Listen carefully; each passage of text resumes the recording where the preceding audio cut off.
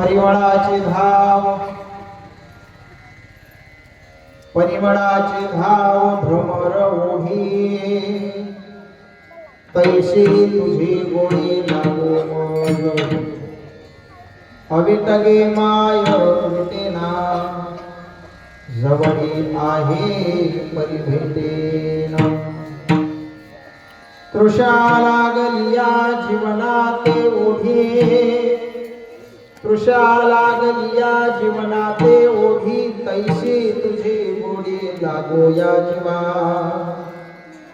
अविटगे माय विटेना जवळी आहे परिभेटेना बाप रखुमा देवी वरून विठ्ठली आवाडी गोडीसी घोडे मिळवणी गेली अविटगे माय विटेना जवळी आहे परिभेटेना विठ्ठल विठ्ठल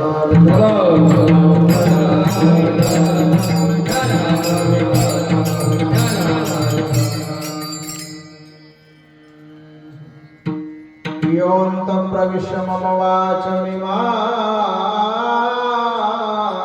प्रसूता सञ्जीवयत्य किल शक्तिधरस्वधाम्ना अन्याश्च हस्तचरणश्रवणत्वगादि प्राणान् नमो भगवते पुरुषाय तुभ्यं स्वचरण सरोजं सान्द्रनीलाम्बुदाभं जगन्निहित पाणिं मण्डनं मण्डनाना तरुण तुलसीमाला कंधरं कंजनेत्रं सदय धवलहासं विठ्ठलं चिंतयामि पांडुरंगा करो प्रथम दुसरे चरण संतांचिया त्यांच्या कृपादाने कथेचा विस्तारू बाबाजी सद्गुरु दास तुका ओम नमो ज्ञानेश्वरा करुणा करा दयाळा तुमचा अनुग्रह लाभलो पावन झालो चराचरी असो नसो भाव आलो तुझी आठाया आलो तुझी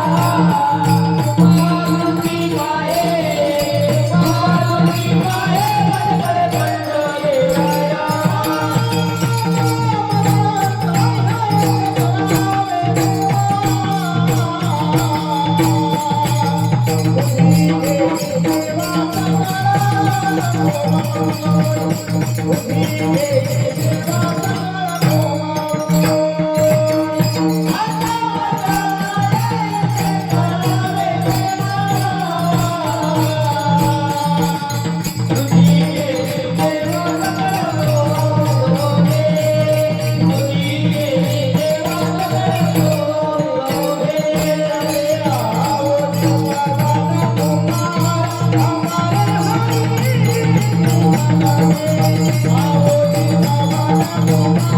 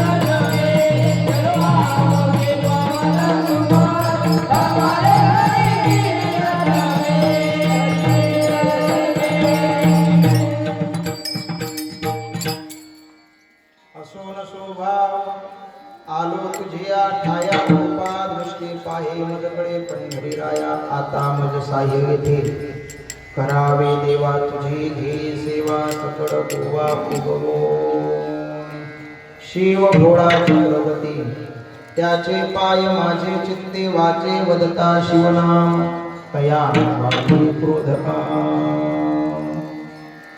श्री गुरु चरण सरोज रज निज मनोकोर सुधारी बरनव रघुवर विमल जसो जोदायक फलचारी बुद्धिहीन तनु जानिके सुमिरो पवन कुमार बल बुद्धि विद्या देहु मोहि हरहु कलेश विकार शरण शरण जे हनुमंता तुम्हा आलो रामदूता काय भक्तीच्या त्या वाटा मज दावाव्या सुगटा माझी वाणी तुझे वर्णी गुणनाम ऐसे दे प्रेम काही का मस्तक हे पायावरी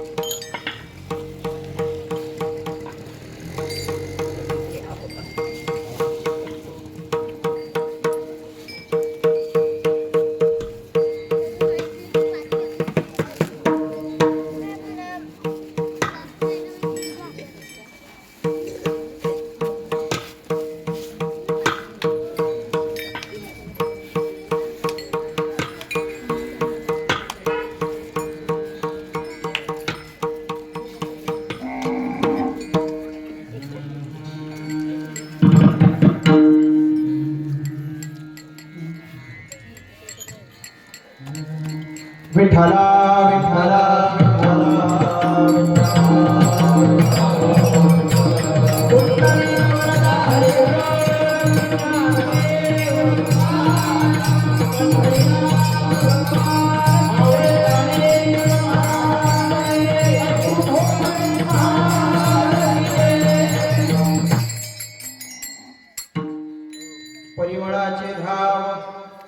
परिमळाची धाव भ्रमर ओढी तैसे तुझे गोडी लागू मज अविटली माय विटेना जवळी आहे परी भेटेना.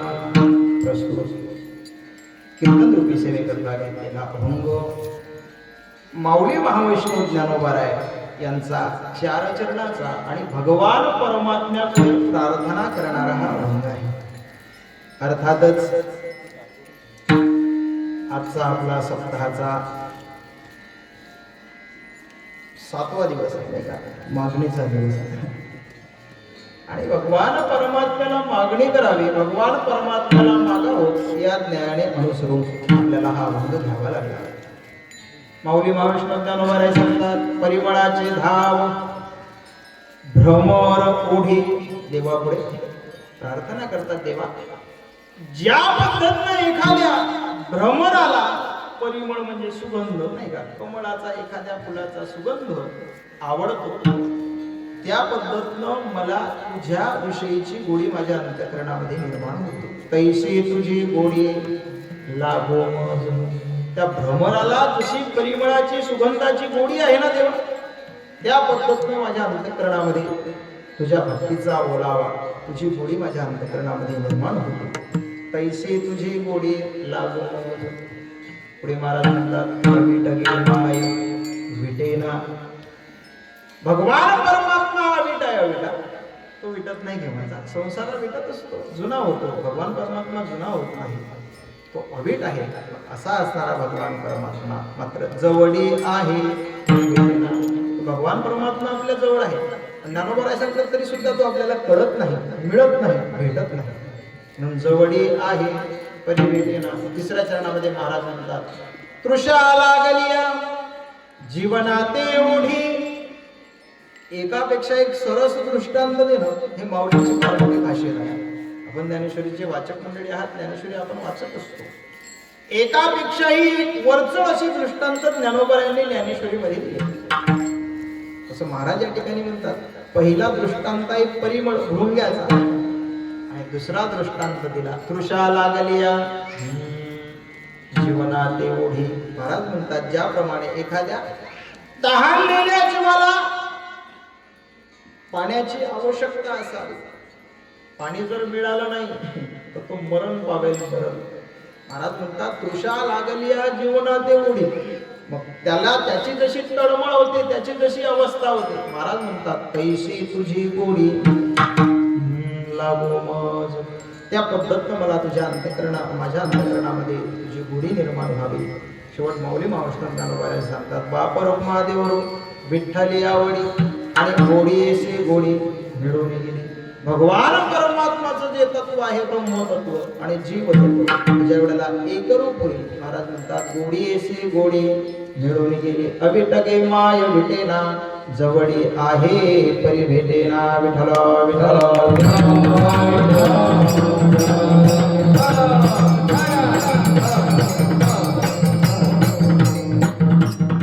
अतिशय भव्य दिव्य असं वातावरण आणि या प्रसन्न वातावरणामध्ये चालू असलेला आपला हा खंडविराम सप्ताह श्रीमद भागवत कथा एका भव्य दिव्य स्वरूपामध्ये या ठिकाणी आयोजित केलेली आहे. ज्यांच्या अमृतमय वाणीतून आपण श्रीमद भागवत कथा ऐकतायत, श्री हरिभक्तीपरायण श्रद्धेय राधेश कृष्णजी महाराज श्री धाम वृंदावन यांच्या अमृतमय वाणीतून आपण या ठिकाणी 7 दिवस श्रीमद भागवत कथा ऐकली. आज कथेची सांगता झाली. कीर्तनाला उपस्थित असणारी आमची सर्व गुणीजन मंडळी, प्रामुख्याने आमचे गायनाचार्य श्री हरिभक्तीपरायण विलास महाराज नागोलकर, त्याचप्रमाणे संजय महाराज अत्तरकार, आपण ज्यांचा मृदंग रोज या ठिकाणी ऐकतोय, श्री हरिभक्तीपरायण आमचे छोटे गुरुबंधू विके महाराज धगे चिंचोली, त्याचप्रमाणे परिसरातील अनेक टाळकरी मंडळींचं या ठिकाणी सहकार्य लाभलेलं आहे. मला असं वाटतं माणकेची बालगोपाल मंडळी नाही का, हे कुटपुरीचे आहेत. माणकेचे हाती के पाव सबके पावा. तुम्ही मोठे माणसं आले सगळे आता. मांडक्याची आमची गुणजन मंडळी, टाळकरी मंडळी, मुली गावात जातात. अतिशय सुंदर असं वातावरण आहे, भव्य दिव्य सप्ताह आहे. आणि ज्यांनी मला या ठिकाणी निमंत्रित केलं, आमचे गुरुबंधू श्री हरिभक्तीपरायण आमचे शुभम महाराज, समस्त ग्रामस्थांच्या वतीने त्यांनी मला या ठिकाणी बोलवलं, त्यांचेही आभार. खूप सुंदर असं वातावरण आहे. आणि आपल्याला भगवान परमात्म्याच्या समोर आज मागणी मागायची आहे. मागणी एखादं जर आपण काम केलं, कार्य केलं, तर महाराज म्हणतात मग त्याला काहीतरी मागण्याचा अधिकार प्राप्त होत असतो. मग आपण काय कार्य केलं महाराज? आपण 7 दिवसापासून 6 दिवसापासून या ठिकाणी कीर्तन ऐकलं, देवाचं नामस्मरण केलं, भक्ती केली.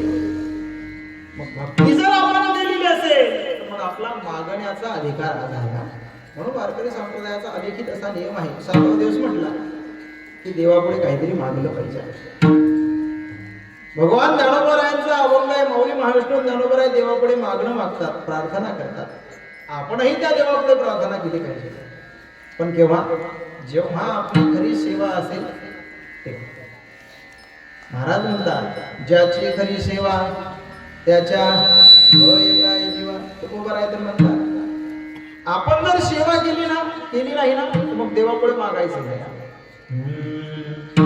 न करिता सेवा मागतो मुशारा, तया फजित पोरा लाज नाही. तुकोबाराय म्हणतात, आपण सेवाच केली नाही आणि मागणं जर मागत असू तर मग ते चुकीचं आहे.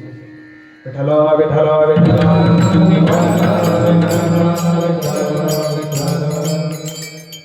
थोडा हा आवाज आहे की असा क्लिअर करा, थोडा मोकळा केला की झाला. हो हॅलो, तुमच्या परीने. विठ्ठला विठ्ठला विठ्ठला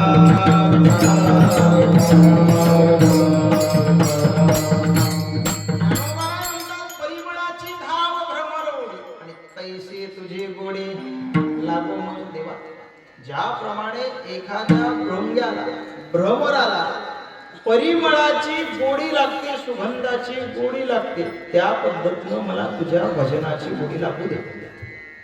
कारण ज्याच्या जीवनामध्ये गोडी नसेल तर संसार व्यर्थ आहे. म्हणजे भाषा करते तुम्हाला, गोडी नसली तर संसार व्यर्थ आहे, गोडी नसेल परमार्थ व्यर्थ आहे, गोडी नसेल वाचन व्यर्थ आहे, गोडी नसेल भजन व्यर्थ आहे. कारण प्रत्येक विषयाची गोडी असली पाहिजे. गोडी माणसाच्या अंतःकरणामध्ये जर गोडी असेल तर त्याचा संसार पूर्ण होतो.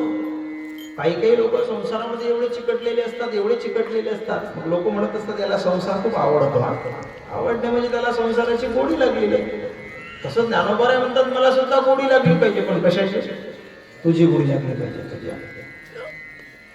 आणि भगवान परमात्म्याची एकदा का आपल्याला गोडी लागली की महाराज म्हणतात, परत माघारी घेत नाही. एकदा त्या देवाजवळ गेलो माणूस त्या देवाचा होऊनच राहतो. विठ्ठला विठ्ठला विठ्ठला.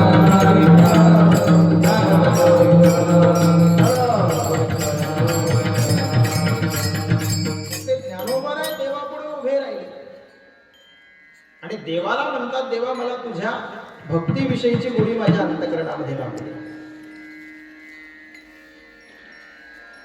आपण जर विचार केला तर ही एका समर्थाची दुसऱ्या समर्थाकडे प्रार्थना आहे. एका समर्थाची दुसऱ्या समर्थाकडे प्रार्थना आहे. कारण मागायचंही त्याला असता जो देऊ शकतो. आणि ते कोणीही कोणाला मागायचं नाही, कोणीही कोणाला मागायचं नाही. मागायचं त्याला. आपल्याकडे एक म्हण आहे ना, उघड्यापाशी नागळा गेला, सारी रात हिवाना.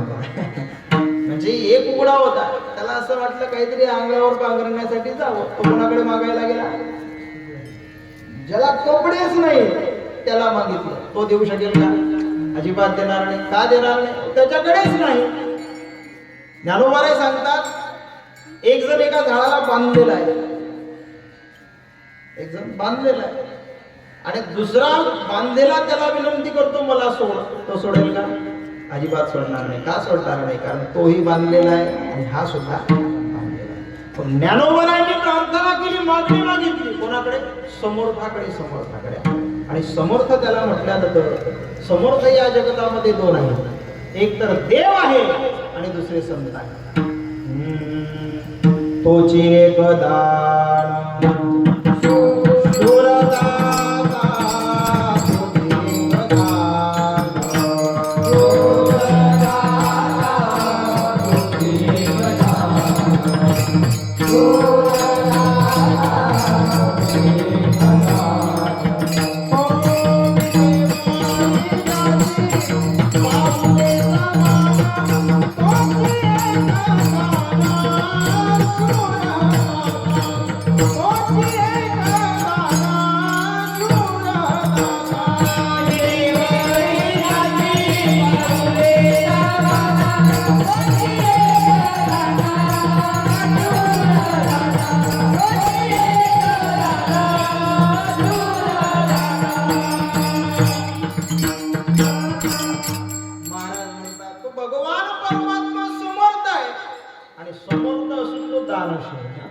होची एकदान शूरदाता. त्याच्याकडे आपण काही मागितलं तरी तो भगवान परमात्मा देण्यास समर्थ आहे. कोण? देव देवा. आणि दुसरे आहेत संत. महाराज म्हणतात संत उदार उदार भरले अनंत भांडार किंवा देते आलियासे दान. भगवान परमात्मा उदार आहे, दानशूर आहे आणि संत उदार आहेत. म्हणून एका समर्थानं दुसऱ्या समर्थाकडे केलेली ही प्रार्थना आहे. आणि दुसरं असं आहे समर्थ त्याला म्हटलं जातं ज्याला येण्याचंही स्वातंत्र्य आहे आणि जाण्याचं सुद्धा स्वातंत्र्य आहे. त्याला समर्थ म्हटलं जातं. माऊली महाविष्णू ज्ञानोबर आहे. येतात सुद्धा स्वतः आणि जातात सुद्धा स्वतः. जन्म घ्यायचा ना, मग ज्ञानोबारा आधी करून संतांनी स्वतःहून जन्म घेतला. भगवान परमात्म्याला सुद्धा येण्याचं स्वातंत्र्य आहे, जाण्याचं स्वातंत्र्य आहे आणि संतांना सुद्धा येण्याचं स्वातंत्र्य आहे आणि जाण्याचं स्वातंत्र्य आहे. तुकोबाराय म्हणतात आलो म्हणे तुका मी नामाचा धारका. तुकोबाराय म्हणतात आम्ही आलो. आम्ही वैकुंठवासी आलो याची कारणासी बोलिले जे रुसले साच भावे वर्ताय. तुकोबाराय म्हणतात आलो. तुमचा आमचा जर आपण विचार केला तर तुम्ही आम्ही आलो नाही, आपल्याला कर्माने पाठवलं. कर्माने जसं जसं माणसाचं कर्म असेल मग त्या त्या पद्धतीनं माणसाला जन्म मिळत असतो. नाद बाबा सांगतात केले कर्म झाले तेचे भोगाले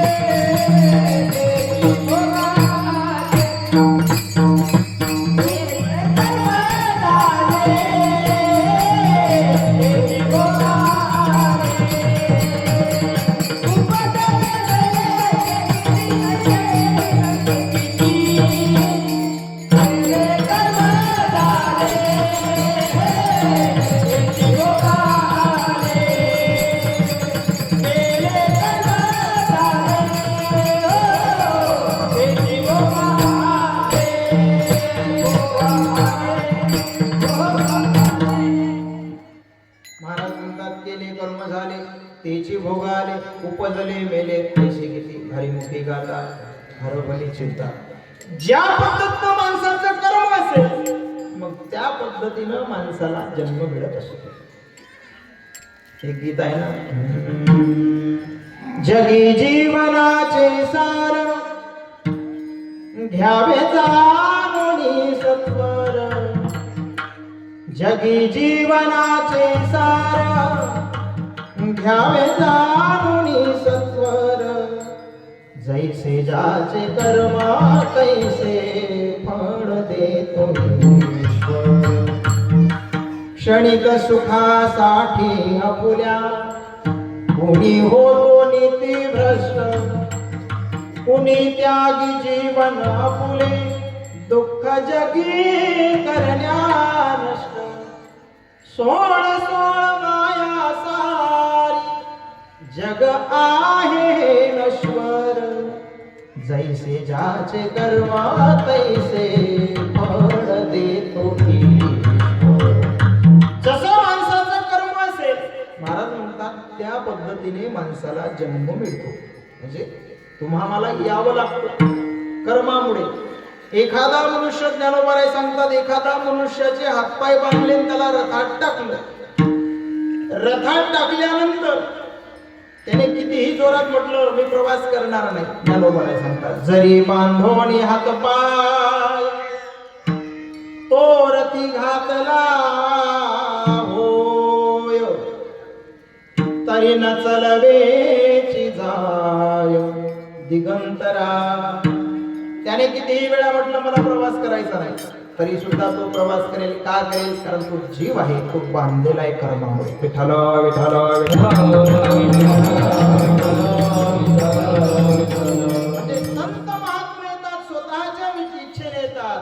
आम्ही वैकुंठवासी भगवान परमात्म्याला बोलवावं लागतं, अर्थात त्यालाही स्वातंत्र्य आहे, संतांनाही स्वातंत्र्य आहे. म्हणून एका समर्थानं दुसऱ्या समर्थाकडे केलेली ही प्रार्थना आहे. विठ्ठल विठ्ठल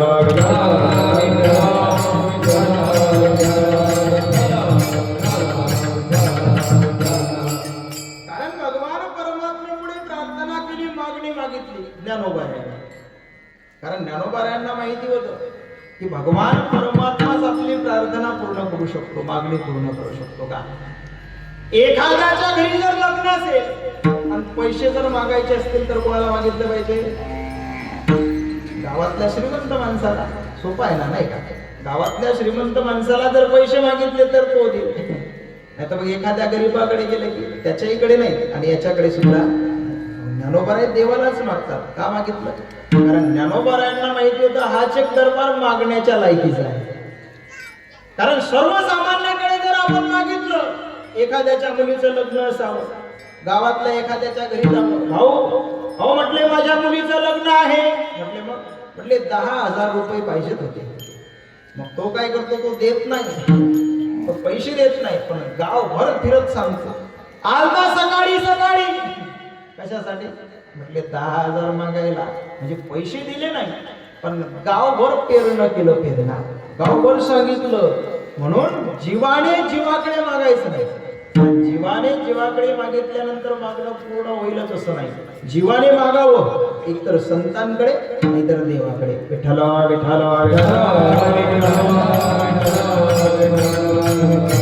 भगवान परमात्म्याचा दरबार असा आहे. संत सांगतात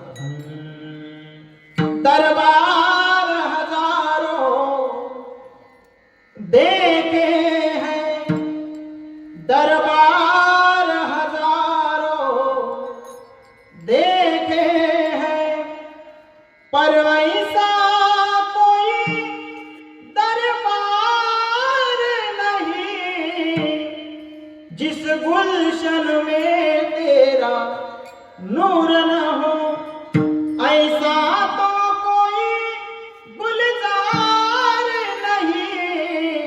दरबार हजारों देखे हैं. दुनिया से भला हम क्या मांगे, दुनिया तो खुद ही भिकार है. मांगो उस बंसी वाले को जहाँ होता नहीं इनकार कभी. दरबार हजारों देखे हैं. मागायचं कोणाला? दुनिया से भला हम क्या मांगे, दुनिया तो खुद ही भिकार है. म्हटले जग भिकारी आहे, भिकारी आहे. जगाला मागायचं नाही, कोणाला मागायचं? देवाला मागायचं, देवाला. मग तो देव देतो का? हो, इथेही मोठी शंका आहे. देव देतो का? नाही का? हो, देतो ना. अनेक जणांना देवाने दिलं, पण त्यांचा तसा भाव होता. भाव तुमचं आमचं कसं चालू आहे? हे म्हणे नाही भाव, म्हणे देवा मला पाव, देव अशान भेटायचा नाही हो.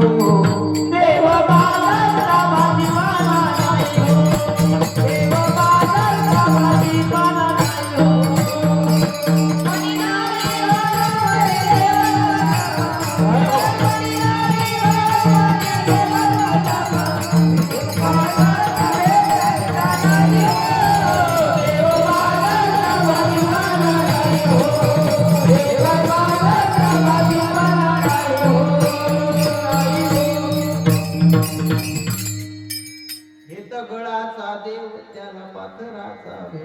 असं पुढे आपल्या मनामध्ये भाव नाही आणि मागण्यात नंबर आपला पुढे आहे. म्हणजे मतदान करायचं नाही आणि 2000साठी आलं का तुमच्या लक्षात, किंवा 1500साठी या, म्हणजे भाव ठेवायचा नाही आणि मागायचा विषय आला की मग पुढे लाईनीत उभा राहायचा.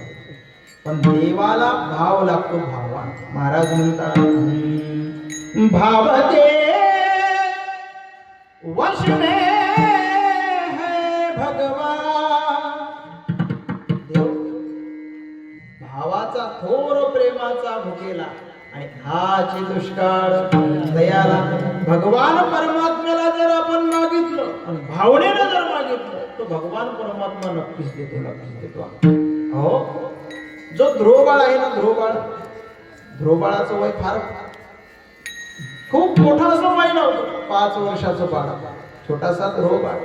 पण ध्रुवबाळ भजन करत असताना भगवान परमात्म्याच्या भजनामध्ये एवढा तल्लीन झाला की भगवान परमात्म्याला तिथं प्रगट व्हावं लागलं. आणि परिणाम काय, आढळपती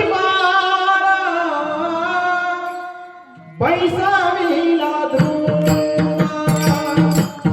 आढळपती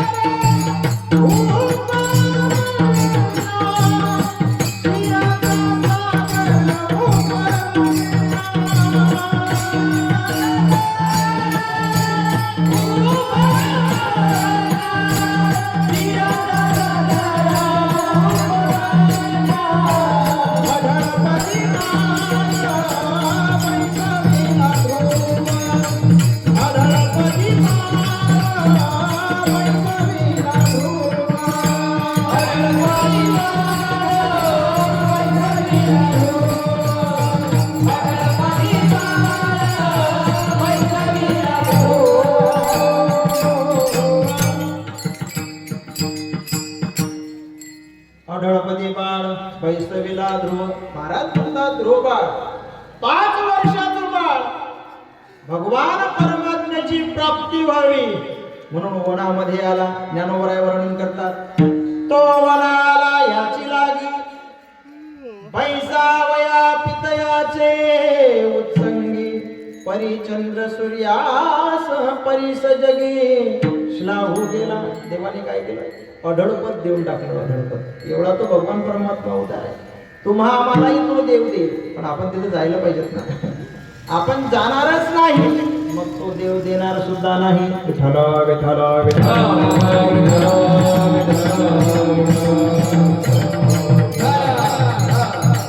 मग भगवान परमात्म्याची भक्ती करण्याकरता सुद्धा अंतःकरणामध्ये गोडी असावी लागते. कोणीही भक्ती करू शकत नाही, कोणीही भजन करू शकत नाही.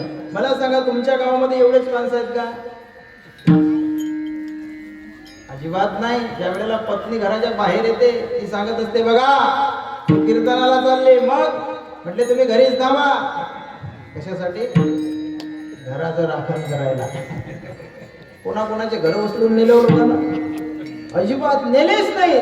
पण तरी सुद्धा एक तर बाई कीर्तनाला किंवा माणूस कीर्तनाला, दोघंही आले ते समजून घ्यायचं म्हातारं घरी आहे. म्हणजे एक जण कोणतरी घरावर लक्ष ठेवायला थांबतो, पण घर मनातल्या मनात म्हणत असतं तू किती लक्ष ठेव, एक दिवस तुला लाथ मारून काढून देईल. विठ्ठला विठ्ठला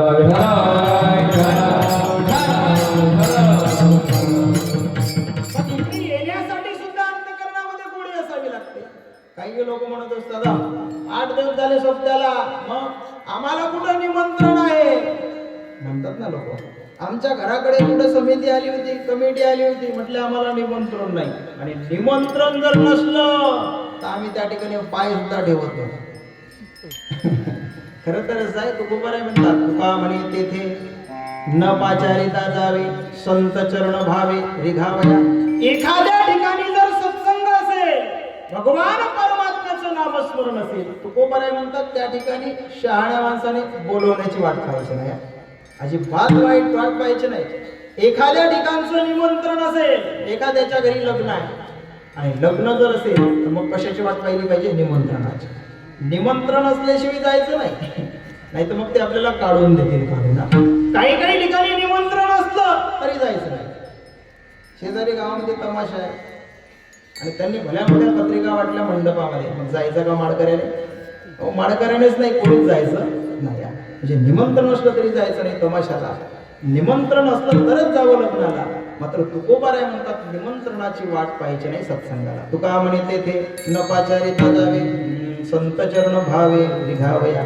आणि निमंत्रणाशिवाय जर माणूस गेला तर माणसाची किंमत राहत नाही. आहे बरोबर, अजिबात किंमत राहत नाही. महाराज म्हणतात मान राहत नाही. आणि ज्या घरी मान नसेल त्या ठिकाणी शहाण्या माणसाने जायचं नाही.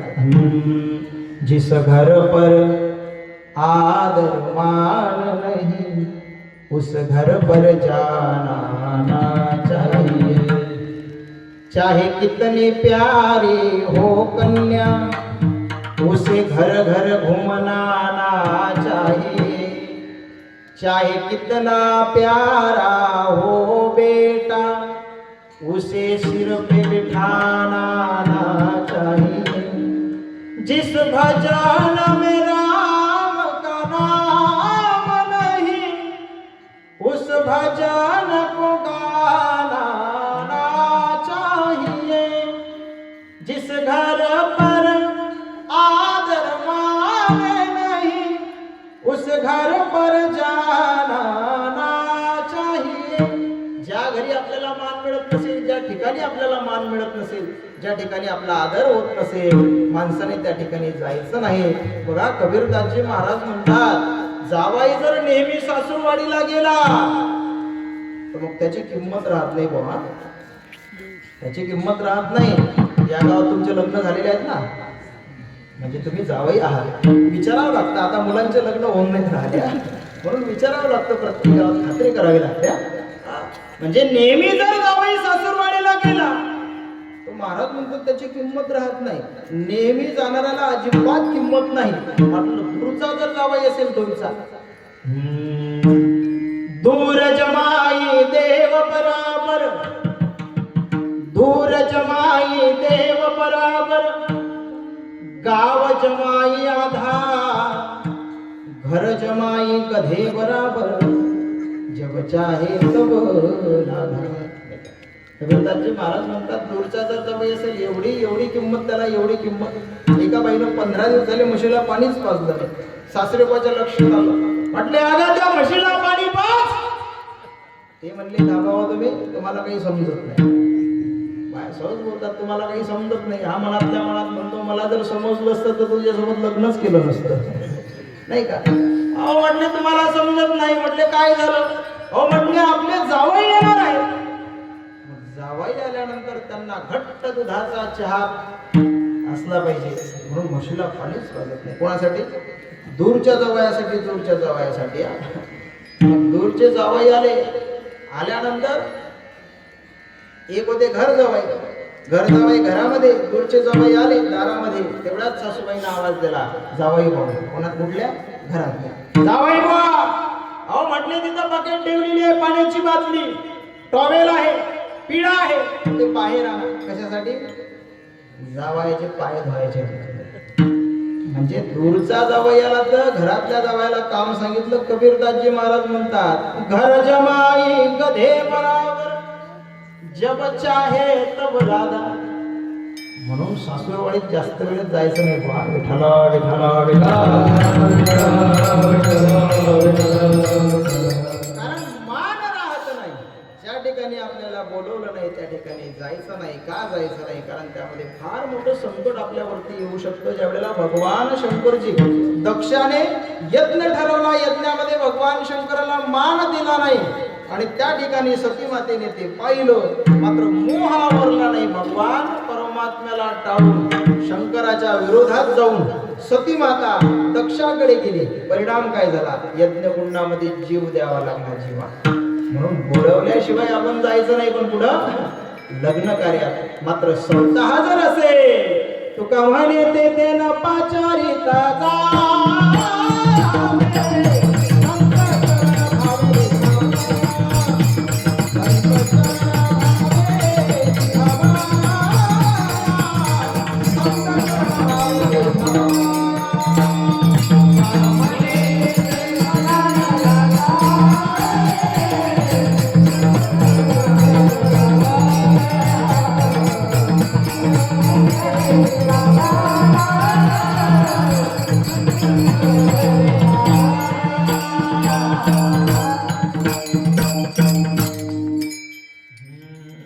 तुका म्हणे ते दे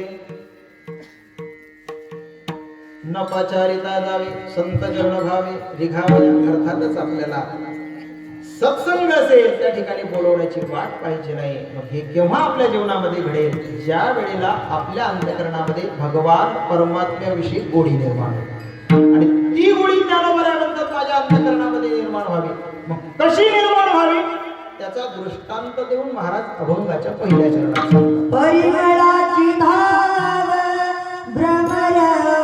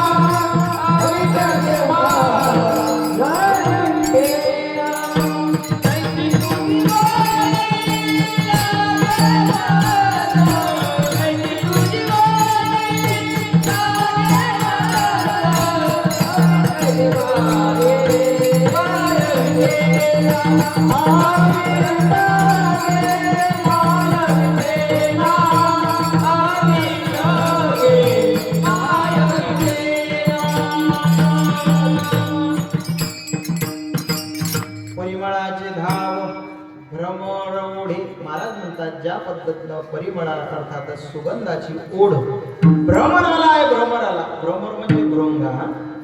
त्या भृंग्याला जशी परिमळाची त्या सुगंधाची ओढ आहे त्या पद्धतीनं मला तुझ्या भक्तीविषयीची गोडी अंतःकरणामध्ये लागते. बघा आपल्याला जर एखाद्या भगवान परमात्म्याच्या भक्तीची गोडी लागली की मग एखाद्याला जर मंडपातून हाकलून दिलं ना काढून दिलं तरी माणसं जात नाही. पण केव्हा गोडी लागली पाहिजे घरी. पण तुमचं आमचं अलग आहे. आता जर एखाद्याला म्हटलं ए टाळ बरोबर वाजव माणसं म्हणत असतात महाराज हा तुमचा टाळ हा तुमचा सप्ता नाही का. ते आपल्या गळ्यात टाळ टाकतात आणि घरी निघून जातात. कोण टाळकरी एखाद्याला म्हटलं नीट बस समज असतो महाराज आमचं बघणं तुम्हाला काय सांगावं आम्हाला बसता येत नाही. पण म्हटले आज आलो कसं तरी उद्यापासून येत म्हणजे एकदा जर माणूस बोलला माणसं मंडपाकडे 8 दिवस येत नाही. आणि संसारामध्ये रोज बोलणे गातात रोज तरी सुद्धा सकाळी भांडणं झाले की सकाळी दुपारी जेवायला हजर. म्हणजे संसाराचं माणसाला अजिबात दुखणं नाही अजिबात नाही. उलट उलट फार सुख वाटते. एका जणाने चहा घ्यायला नेलं म्हटले महाराज थांबा म्हटलं कडा कीर्तन झालं 10:30 झाले एवढ्या उशिरा नेऊ नको नाही का. तुझी पत्नी झोपली असेल नेऊ नको. तो म्हणला नाही हो महाराज तुम्हाला तर न्यायचंच आहे. घरी नेलं बिचाऱ्यानं दारावरती थाप टाकली बाई झोपलेली होती. उठली कशी तरी तिने सांगितलं म्हटले बघ महाराज आले घरी. मग म्हटले चहा ठेव. ते म्हटले गाव तुम्हाला काही कळते का नाही. तुम्हाला काही कळते का नाही? आता मी सोप्या शब्दात सांगितलं, बायालाही पुढच्या बोलतात नाही का. म्हटले तुम्हाला काही कळते का नाही एवढ्या रात्री? हो म्हटले तुम्ही मॅट आणि ते महाराज आहे म्हणा ना मॅट, आपल्या भागातलं नाव आहे.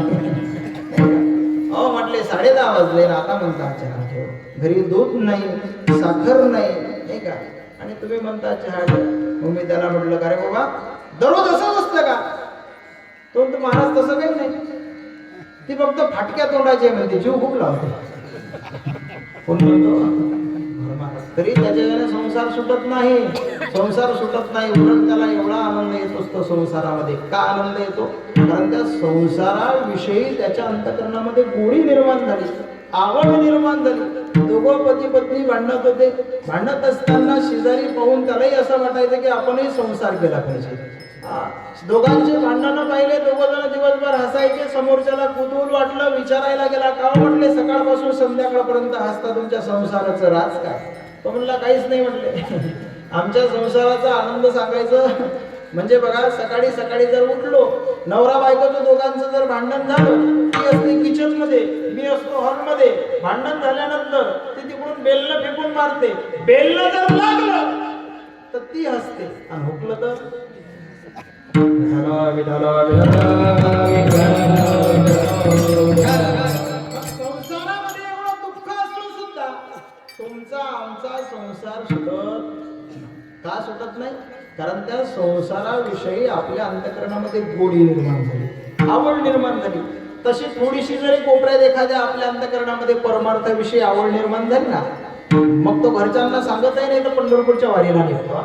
नाही तर लोक एवढी कारणं सांगतात. त्याला म्हटलं बाबा सप्ताह चाललाय, म्हटलं मग म्हटलं थोडासा विना घ्या एखादा तास. तो म्हणत असतो महाराज काय सांगावं, एवढे काम आहे, एवढे काम आहे, एवढे काम आहे. लोक म्हणत असतात अहो मरायला फुरसत नाही, मरायला नाही का, म्हणजे मरणासाठी सुद्धा याला वेळ नाही, एवढे काम आहे. विठाला विठाला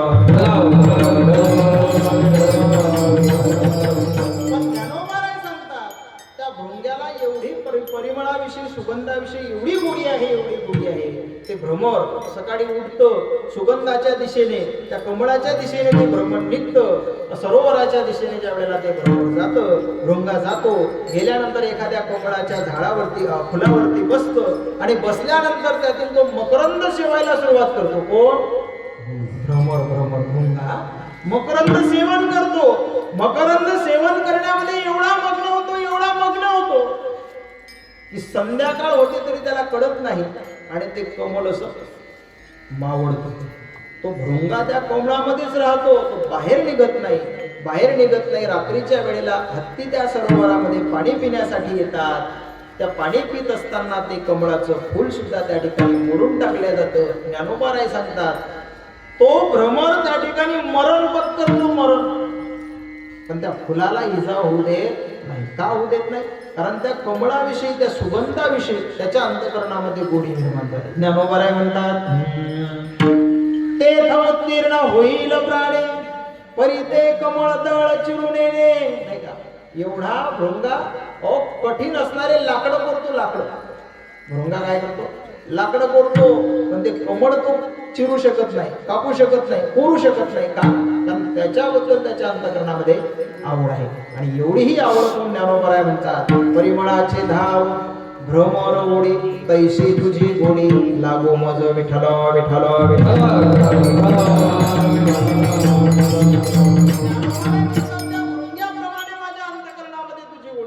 आणि ज्ञानोबरायांची खासियत आहे, कुठलाही एखादा अभंग बघा, ज्ञानेश्वरीमध्ये ओव्या बघा, 1-2 ओवी झाली की आपल्याला दृष्टांत पाहायला मिळेल. बघा ज्ञानेश्वरीचा विचार जर केला तर 3,500 दृष्टांत ज्ञानेश्वरीमध्ये ज्ञानोबरायांनी दिले.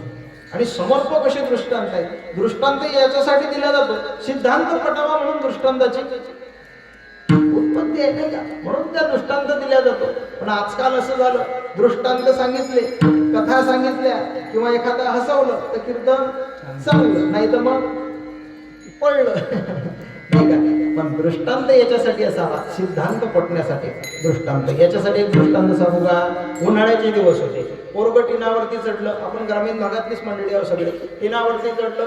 मेचा महिना संपत येत होता, जून लागणार होता, पुढे पावसाळ्याचे दिवस होते. मुलगा वर चढला. टिनावरचं ते जे कचरा असतो, घाण असतो, ते मोकळं करावं, कारण मग पाणी जर आल्यानंतर ते नालीमध्ये पाणी अडकत नाही, ते मोकळं खाली निघून जातं. मग मेचा महिना शेवटचा आठवडा, पोरगं वर आहे. वर असल्यानंतर 11 वाजले, 12 वाजले आणि वर असणाऱ्याचा बाप खाली आहे. वर असणाऱ्याचं म्हातारं वडील खाली आहे आणि त्यांनी ते पाहिलं. म्हटले 11 वाजले, 11:30 झाले, 12 झाले तरी पोरगं उतरत नाही. बाप दारात येऊन उभा राहिला. अरे म्हटले राहिलेलं काम उद्या कर, आजच पाऊस येणार आहे का?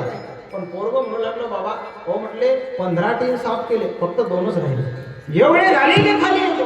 पण बाप म्हणे अरे ऊन खूप आहे, 12 वाजले, तुला ऊन लागेल, खाली ये. पण पोरगं काही ऐकायला तयार नाही. बापानं डोकं चालवलं. वर असणाऱ्याचा 2 वर्षाचा मुलगा घरात होता. बापानं नातवाला घेतलं, बाहेर आणलं आणि उन्हात उभं केलं. वर असणारा पोरगा म्हणतो, बाबा अहो तुम्हाला काही समजते का नाही, माझं 2 वर्षाचं लेकरू उन्हात उभं केलं, वा घरात. बाप म्हणतो का रे, अर्धा तास झाले मी तुला सांगून राहिलो, तुला कळत नाही का? चल हे म्हटले खाली. म्हणजे पोराला समजलं, पण केव्हा दृष्टांत दिला तेव्हा. विठ्ठल विठ्ठल विठ्ठल.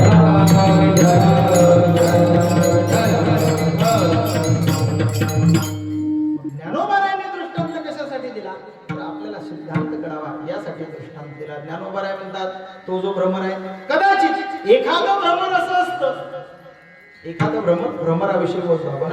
एखादं भ्रमर असं असतं, भला मोठा मंडप आहे, सुंदर कीर्तन चालू आहे, मृदंगाचार्य आहे, गायनाचार्य आहे, टाळकरी आहे, सुंदर साऊंड आहे, तरी सुद्धा ते भ्रमर या रस्त्याने येत नाही, त्या पलीकडच्या रस्त्याने जातात. म्हणजे त्याला इकडे यायला भीती वाटते. ज्ञानोबाराय म्हणतात, एखादं भ्रमर असं असतं, ते निघतं सरोवराच्या दिशेने सुगंध घेण्यासाठी, सरोवराच्या दिशेने निघतं. मात्र त्याला मध्येच एखादी भिंत लागते आणि त्या भिंतीवरती सरोवराचं चित्र काढलेलं आहे. सुंदर त्या सरोवरामध्ये पाणी आहे, भिंतीवरचा विषय, आणि त्या पाण्यामध्ये कमळ फुललेलं आहे. मग ते भ्रमर काय करतं, ते असली सरोवराकडे नाही जात, त्या नकली फुलांचा सुगंध घेण्याचा प्रयत्न करतात. तसं तुम्ही आम्ही आहोत. असली कमळाकडे आपण जात नाही, पण नकलीकडे आपली धाव आहे. ज्ञानोबारायला भ्रमराचा अवगुण दिसला आणि ज्ञानोबारायांनी अभंग रचनाच केली. ऋणू झुनू रे भ्रमरा, सांडितो अवगुण रे भ्रमरा. चरण कमळ दळू रे भ्रमरा, भोगी तू निश्चळू रे भ्रमरा. भ्रमरा ऋणू झुनू रे भ्रमरा, सांडितो अवगुण रे भ्रमरा. अरे भ्रमरा म्हटले हे नकली फुल आहे, नकली. म्हटलं हा नकली संसार आहे, इकडे थांबू नको, गजानन बाबाच्या पायाशी जा. जिथं असली फुल आहे, असली सरोवर आहे, त्या ठिकाणी तुला जायचं आहे. भ्रमराचा हा अवगुण लक्षात घेता ज्ञानोबाराय म्हणतात, देवा मला तैशी तुझी गोडी लागो मज. कदाचित हा दृष्टांत ज्ञानोबारायांना कमी वाटला असावा, म्हणून 3ऱ्या चरणामध्ये दुसरा दृष्टांत देतात.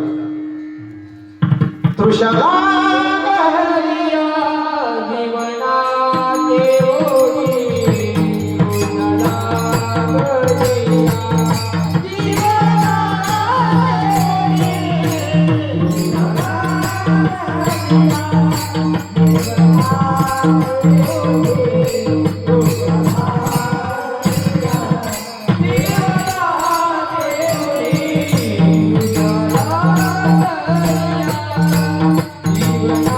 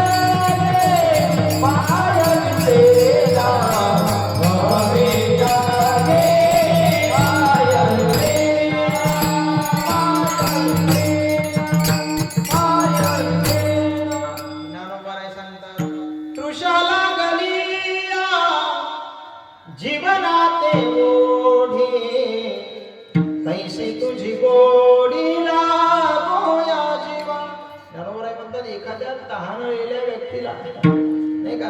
जसे रानामध्ये तो फिरत आहे आणि रानामध्ये फिरत असताना उन्हाळ्याचे दिवस आहेत, तेवढ्यामध्ये त्याला तहान लागावी, पण आजूबाजूला कुठंच पाण्याची व्यवस्था नाही. महाराज म्हणतात त्यावेळेला त्याची जी अवस्था होती तशी तुझी मला गोडी लागली. पाणी मोविन प्यासे, नाही का? किंवा तुका तैसा तडमडी जीवना वेगळी मासुरी तैसा तुका तडमडी. महाराज म्हणतात त्या पद्धतीनं माझी अवस्था झाली. विठ्ठल विठ्ठल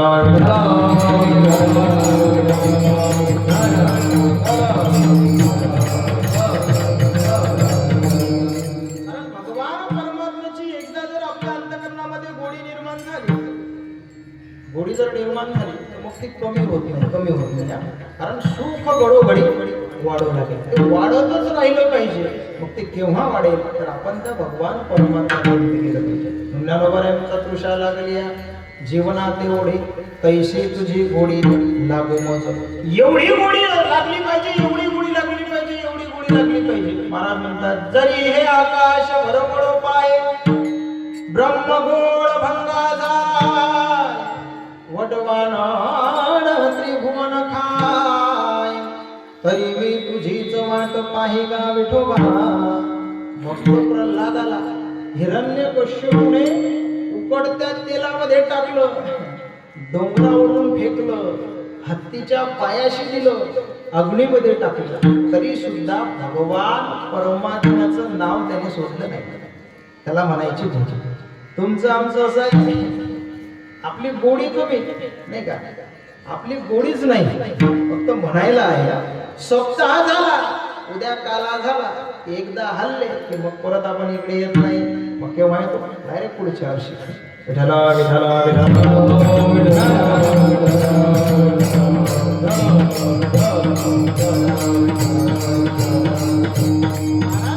एवढी गोडी लागली पाहिजे, एवढी गोडी लागली पाहिजे. कितीही मोठं संकट आपल्यावरती आलं. एका राज्याच्या राजाने भगवान महादेवाची पूजा करण्याचं ठरवलं. पूजा करण्यासाठी अरण्यामध्ये गेला. महादेवाचं जुनाट मंदिरामध्ये त्या ठिकाणी स्वच्छता केली. भगवान शिवजीची पूजा करायला सुरुवात केली. अनेक ब्राह्मण त्या ठिकाणी आहेत, अनेक पदार्थ वस्तू त्या ठिकाणी आहेत. भगवान शिवजींची त्या ठिकाणी पूजा केली. मात्र भगवान शिवजींचा एक आदिवासी असणारा भक्त की जो भगवान परमात्म्याला पाणी वाहत असताना आपल्या ओंजळीमध्ये पाणी आणायचं आणि तोंडामध्ये पाणी आणायचं. गुरुणी स्वरूपामध्ये तोंडामध्ये पाणी घ्यायचं, ओंजळीत पाणी घ्यायचं. त्याच्याकडे पात्र सुद्धा नव्हतं. असा असणारा भक्त रोज महादेवाची उपासना करायचा, पूजा करायचा. मात्र राजाने शिवरात्रीच्या दिवशी पूजा केली. दुपार झाली, राजा मंदिराच्या बाहेर आला आणि हा भक्त त्या ठिकाणी गेला. भक्ताने पाहिलं, पूजा बाजूला केली, तोंडातली गुरुणी महादेवाच्या पिंडीवर टाकली, पाणी टाकलं आणि हे दृश्य सैनिकांनी पाहिलं. सैनिक म्हणतात राजाने एवढी सुंदर पूजा केली आणि याने हातातलं पाणी कोणी टाकले. म्हटले हा भक्त नसावा. राजाच्या पुढे आणून उभा केला. उभा केल्यानंतर राजाने सांगितलं का रे, म्हटले तुला कळते का नाही, देवाच्या अंगावर कोणी टाकतो. पण देवाला भाव प्रिय आहे. भावा देवाला साधन प्रियच नाही, देवाला भाव प्रिय आहे. मात्र त्या ठिकाणी राजाने सांगितलं याला शिक्षा दिली पाहिजे. मग काय शिक्षा द्यावी, शिक्षा ठरवण्याची वेळ आली आणि तेवढ्यामध्ये भगवान शंकरांनी चमत्कार केला. त्या ठिकाणी धरणीकंपासारखं वातावरण तयार झालं. भूकंप येऊ लागला, मंदिर हलू लागलं आणि जसं मंदिर हलायला लागलं तसे सगळे सैनिक मंदिराच्या बाहेर पडले. सगळे सैनिक मंदिराच्या बाहेर, राजा सुद्धा मंदिराच्या बाहेर. मात्र हा जो भक्त आहे हा मंदिरात शिरला. मंदिरात शिरला, महादेवाच्या पिंडीवरती पडला. का पडला? कारण त्याला असं वाटलं आता जर भूकंप आला, मंदिर जर पडलं तर माझ्या भगवान परमात्म्याला लागेल, त्याला दुखापत होईल. तो भगवान परमात्म्याच्या पिंडीवर जाऊन पडला आणि एवढी मोठी पूजा करणारा राजा मंदिराच्या बाहेर गेला. जी याला भक्ती म्हणतात. महाराज म्हणतात जरी हे आकाशवर पडो पाय ब्रह्मगुण भंगा जाय वडवानळ त्रिभुवन खाय तरी मी तुझीच वाट पाहेगा विठोबा. तृषा लागलिया जीवनात एवढी तैशी तुझी गोडी लागो या जीवा. विठ्ठल विठ्ठल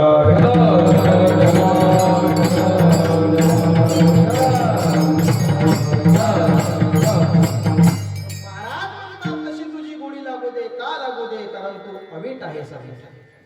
अवीट गे माय विटेना. भगवान परमात्मा अवीट आहे आणि तो न विटणार आहे, म्हणून तैशी तुझी गोडी लागूया जीवा किंवा अवीट गे माय विटेना. मात्र जवळी आहे परी भेटेना.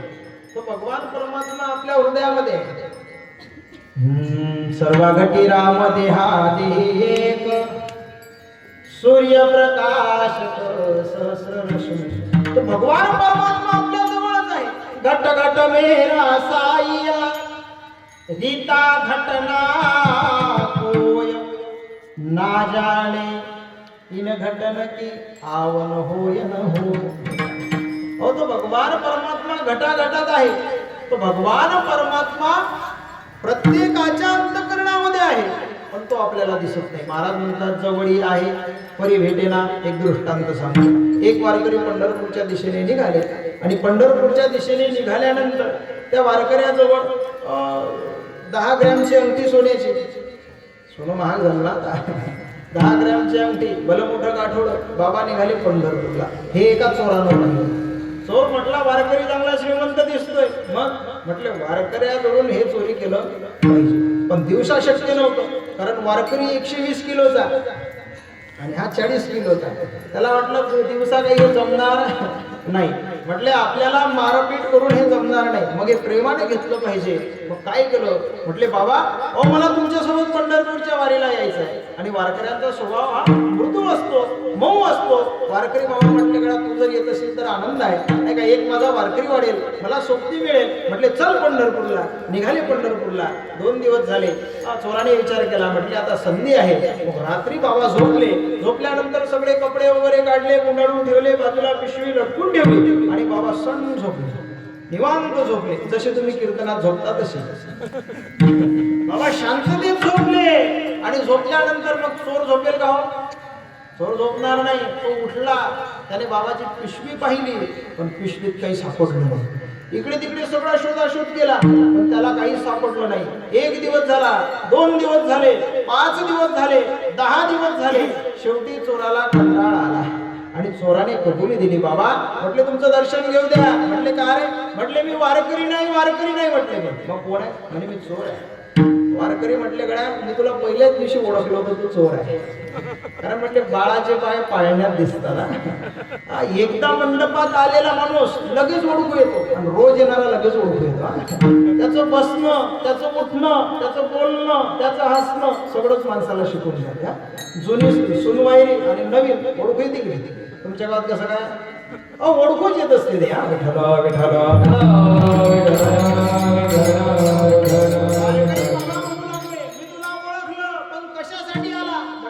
तुमची ती 10 ग्रॅमची अंगठी कोण आलो?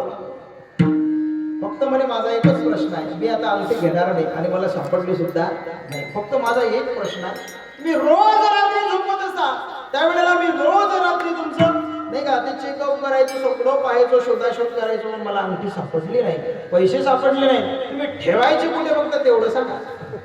वारकरी बाबा म्हटले गड्या सोपं आहे.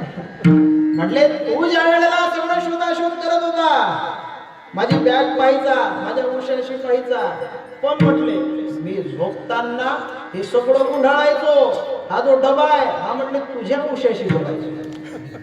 चोर म्हणला फक्त तेवढंच पाहिलं नाही, म्हणजे तुझं आहे तुझं पाशी तरी तू जागा तुलाशी सर्वा घटी राम देहादेही एक सूर्यप्रकाश अविटगे माय विटेना जवळी आहे परी भेटेना विठोपार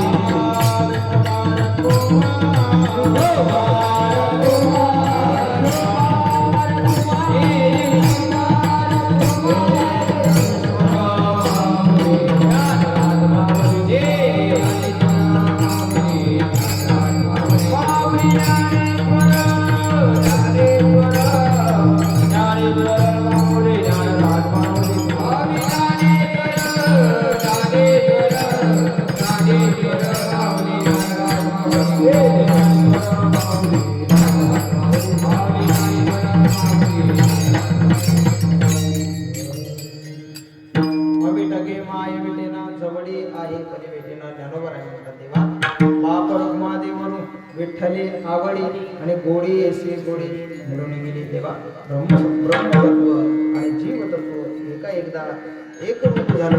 गोडी ऐसी गोडी मिळून गेली तुझ्या स्वरूपाची गोडी आणि माझी गोडी एक रूप होऊ दे. म्हणून देवा माझं एकच मागणं आहे, माझ्या अंतःकरणामध्ये भक्तिपूर्वक वाढत राहू दे. तुझी मला अर्थातच तुझ्याविषयी आवड माझ्या अंतःकरणामध्ये निर्माण होते.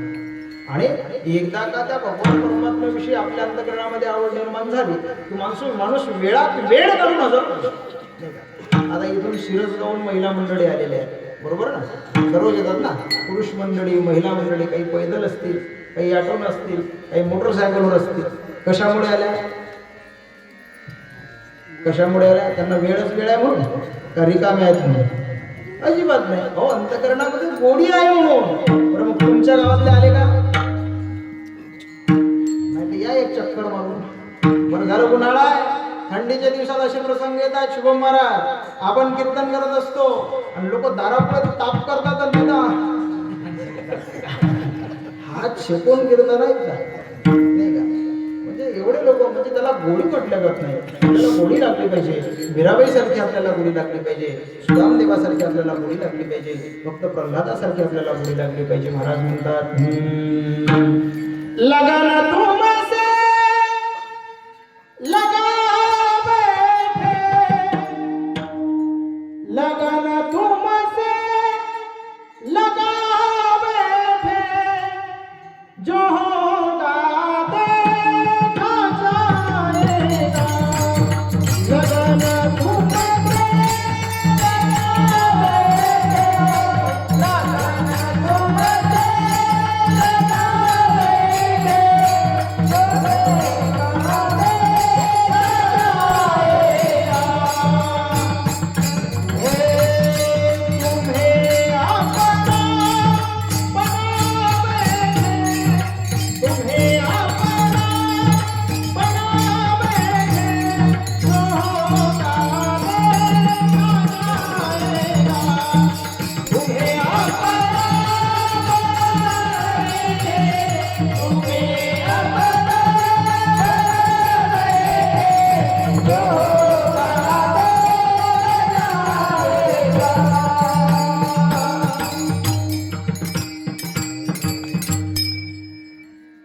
लगन तुमसे लगा बैठे, जो होगा देखा जाएगा. विठ्ठल विठ्ठल भगवान परमात्म्याविषयी आपल्याला गोडी लागली पाहिजे. एकदा का गोडी लागली, मग मीराबाईच्या चरित्र जर आपण पाहिलं, मीराबाईला राजाने अर्थात तिच्या वडिलांनी विष दिलं, विष, तरी सुद्धा भगवान परमात्म्याचं भजन सोडलं.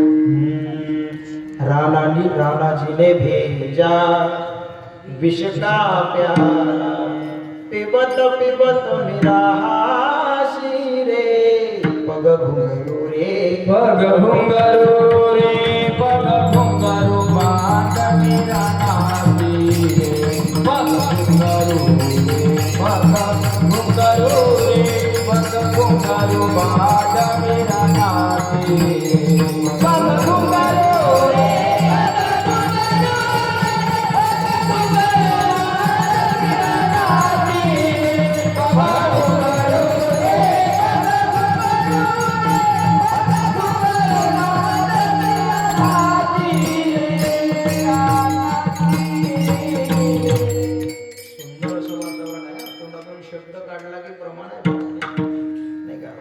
मेजवानी आहे ना, आनंदी आनंदीला.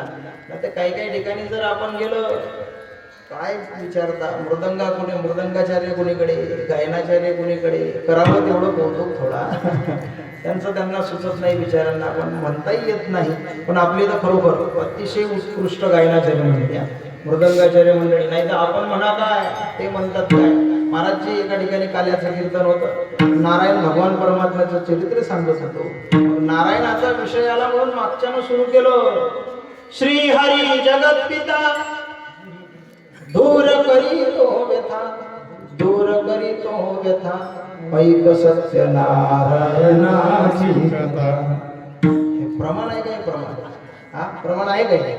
प्रमाण आहे हे तुम्हाला माहित नाही. प्रल्हाद शिंदेच्या गाद्यात आहे. प्रल्हाद भाऊ शिंदेच्या गाद्यातलं प्रमाण आहे.